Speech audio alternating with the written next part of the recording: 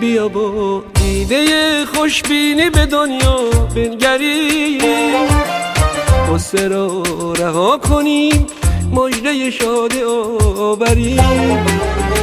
بیا به قشنگی های زندگی نظر کنیم، روی بار آرزو به شهر عشق سفر کنیم.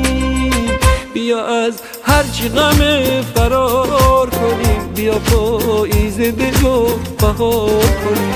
لحظه های عمر ما زود گذره، با یه چشم غم زدن میگذره. پس چه خندون چه گریون داره میگذره عمرو، خودت رو نرنجون به کامت باشه دنیا. چه خندون چه گریون داره میگذره عمرو، خودت رو نرنجون به کامت